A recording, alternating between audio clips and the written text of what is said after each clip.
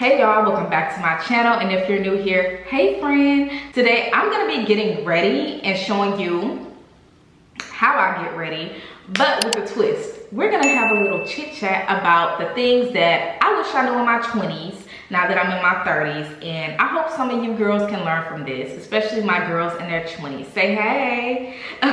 Anyways, let's get right into it.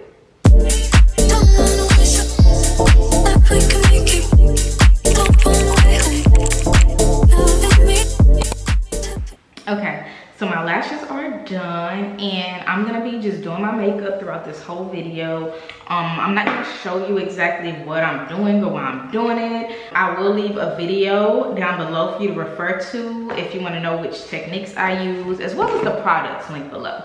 You know what, I'm just gonna use this dewy setting spray because this also works as a primer. Boom, bam. So as somebody fresh in my 30s, my 20s really looked different from a lot of 20-something-year-olds. I got married really young. I uprooted my life and moved away out of state to support my hubby in his military career.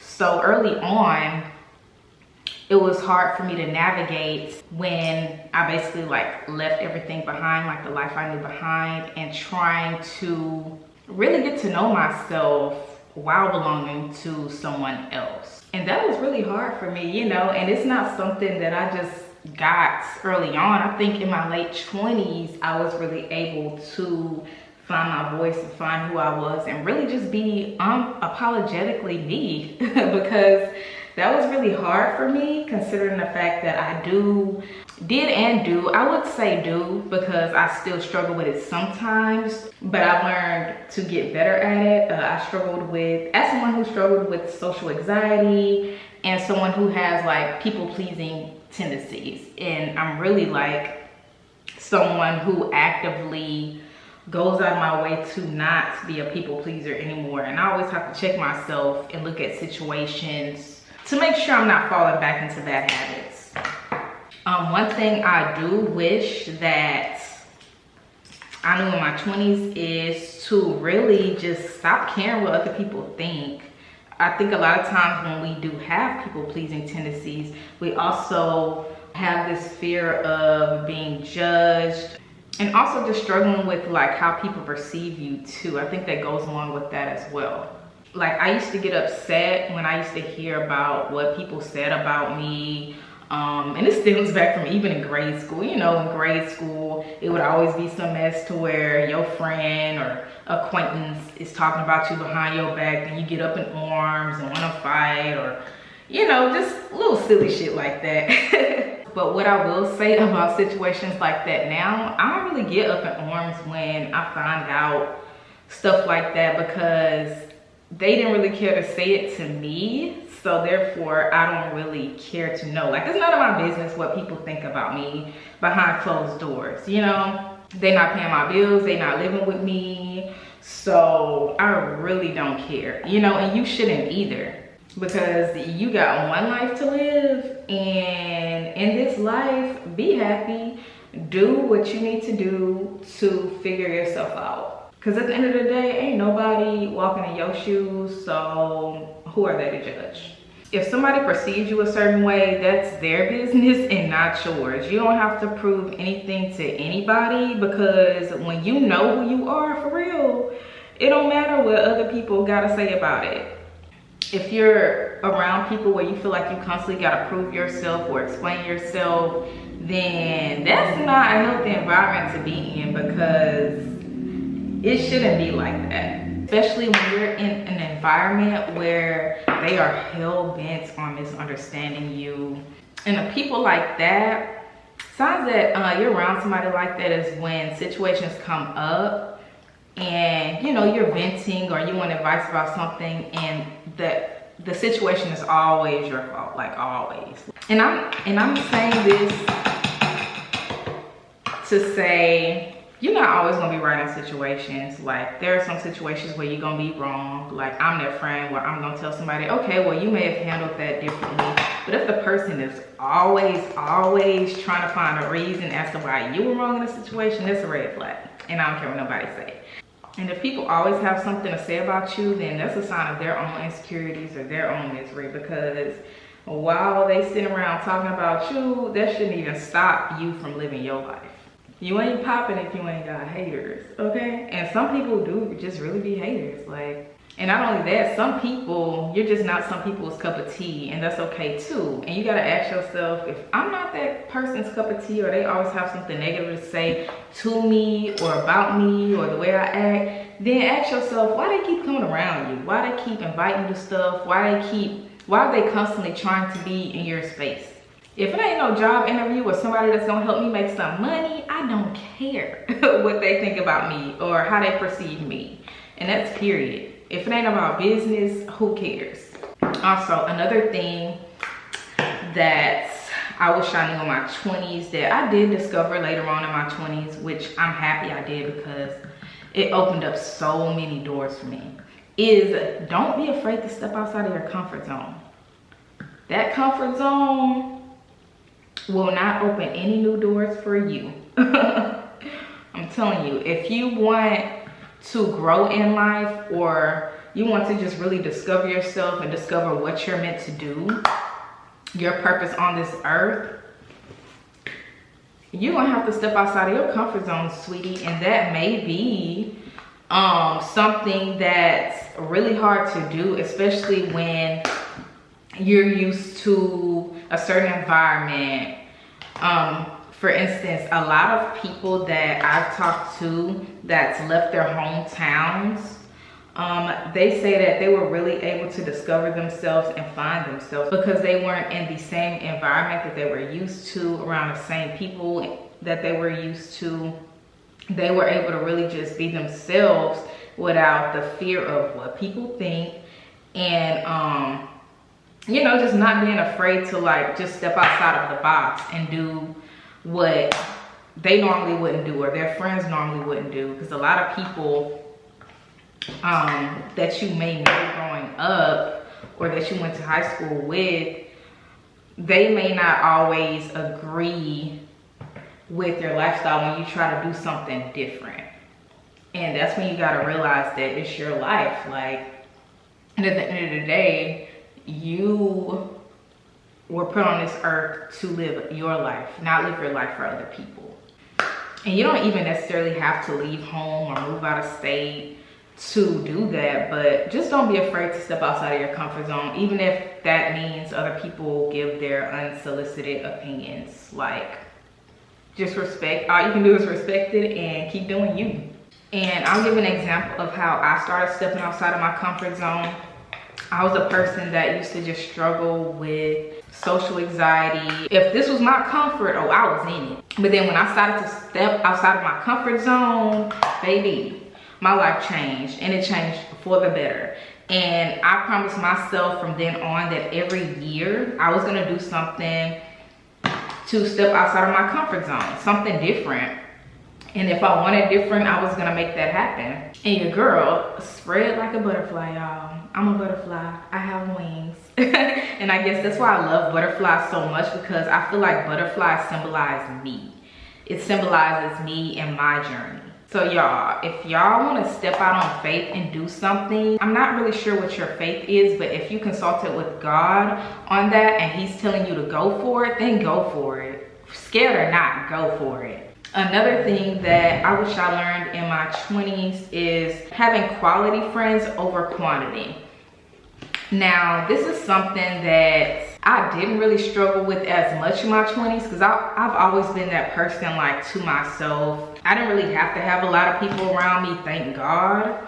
But I wasn't opposed to making new friends. I would never be the one to make the first move. Other people would come to me and want to hang out with me or be my friend. So, but I decided, okay, like, in order to make friends, you have to put yourself out there. You have to go say hello. And then sometimes when I would get friends or acquaintances or associates, every time I tried to be my most fiercer self, they would try to dim my light in many different ways, whether it be subtle jokes or digs disguised as jokes. You gotta watch out for that too. Now, I was never one to call everybody my friends, because I never believed in that, like, at all. But a lot of times, some of that I was working on building a friendship with, I would watch out for those friends who want trauma bonds, who bond over vulnerable situations they may be in or you're in. For instance, those friends that are always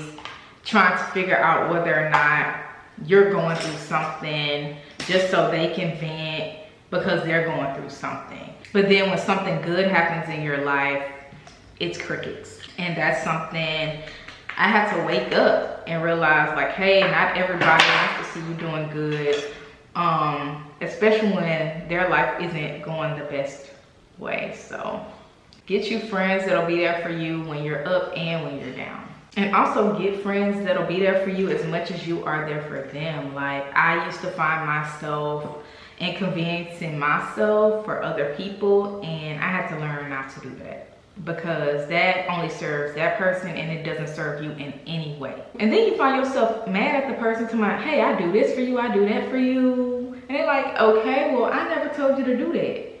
And they kind of ate with that one because they right. Play your role in people's lives, basically. Another thing I will say is anything you do in life, you need to give it your best. Give it your best. I don't care if you're working at McDonald's and trying to go to school, be the best McDonald's employee you can be. I don't care if you're at a job that you don't like, that you're planning to leave, like, always bring forth your best self, because you never know who's watching. And a lot of times when things happen where you get better jobs or you get a great opportunity, most of the time it's because somebody put you on. Somebody saw you and they were like, hey, like, I love the way you carry yourself. You always present yourself in a professional manner. Hey, why don't you come work for so-and-so? Like, I'll put in a good word for you. Like, basically, you never know who's watching. So just be your best self no matter what job you're working, no matter what environment you're in, and no matter how you feel at the moment. You may be discouraged, you may feel discouraged, you may feel like, oh, I'm not really where I want to be in life. Still put your best foot forward and be the best that you can be, because somebody's noticing and somebody's watching you, always. Another thing that I wish I learned in my 20s is to let go and let God. Let go and let God. Don't hold on to past situations. Let that hurt go. I don't care if that person never apologized for what they did to you. Let it go. Move on. Pray for them and move on. And forgive them. And a lot of times people think forgiveness means, oh, I have to let this person back in my life. Oh, I have to be around this person. No, you don't. No, you don't. You can love people from a distance. You do not have to let toxic people back into your life. You don't have to at all. That's not what forgiveness is. Forgiveness is accepting the situation for what it was, accepting that you may or may not get an apology, and moving on. Now, if you want to explore that relationship with that person again, that's cool, that's up to you. But if you don't, there is nothing wrong with that at all. At all. As long as you're not holding on to that hurt and resentment no more. When you let that hurt go, you will feel so free. You will feel so free. Another thing I wish I learned in my 20s is to stop letting other people's problems burden you. Okay? Stop. Stop carrying the burdens of other people's problems, especially people that don't want to help themselves. Now, you can care about somebody and want better for them in their life, whether it's a better job for them, a better financial situation. But if they're not doing anything to help themselves, then you've done all you can do. You've done all you need to do. A lot of times that's on them. Stop putting other grown people's problems on yourself, because it ain't really none of your business. It ain't really none of your business. You can help them, but only help those who help themselves. Another one is navigate your life with intention, okay? That means if you know you want to be an artist someday or an actress, start now, okay? Start putting yourself out there. Start taking acting classes or start painting. Just do it now and you'll get better. Put yourself out there, connect with people, move with intention, so that way you can really get to where you want to go. Because sis, I believe in you. Whatever it is you want to do. For instance, I'll give you an example. I knew I wanted to work in finance, and what am I doing? Years later, working in finance. I knew I wanted to get my degree. I knew I wanted to get in finance and get a better job. Did I start out in finance? No, a lot of my jobs I had in my early 20s did not have anything to do with finance. But you know what? I worked my way up. I did my research. I connected with people that were in finance and got advice from them. That's another thing. Having a mentor or people in your circle that's willing to help you will help you out a lot. And that goes with quality over quantity friendships. Because you need people around you that want you to win. If you're the smartest person in your circle, that's a problem. Like, you need to be around like-minded people. So navigate life with intention. If you want to go there, if you want to reach for the stars, what you do every day dictates just that. Last but not least, since we done with the look, and I'm about to go get ready, get dressed, I'm gonna leave you with this thought, sis. Stay focused. Do not let outside influences throw off your goals. I don't give a damn who it is. I don't care if it's your man, auntie, mama, daddy. I don't care who it is. Okay, do not let outside influences throw off your goals. I don't care who it is. I don't care what it is. Stop and stay focused. Keep your eye on that prize. And like I said, having a trusted mentor will benefit you in the long run. Write down your goals and create a plan. Okay, whatever you write down will come into fruition. I'm telling you, everything you write down is gonna come true. Okay, I'm living proof of that. Everything I wrote down, matter of fact, back in 2018, I had a list of 5 things I wanted to achieve. I had it on my mirror and I wrote it down, and every time I looked in the mirror, I saw what I wanted to achieve. And guess what? 3 out of those 5 things I've achieved, okay? 3 out of those 5 things I've achieved. Don't get discouraged and don't compare your life to others. Your timing is your timing. Your journey is your journey. These obstacles are here for a reason. You have to get around them and go through them to get to the prize. And then once you get your prize, you have to have the wisdom to keep and multiply that prize. Stay focused, sis. I believe in you. And yeah, that's the things that I wish I knew in my 20s, and now I'm in my 30s. And yeah, quality of life is so much better because guess what? I'm living a peaceful life. I got people surrounding me that I care about, and I let that hurt go. I hope you all enjoyed this video. If you did, give me the big thumbs up. Also, if you ain't part of the notification gang, go ahead and click that bell so that way you can see when I post videos. Until next time, peace.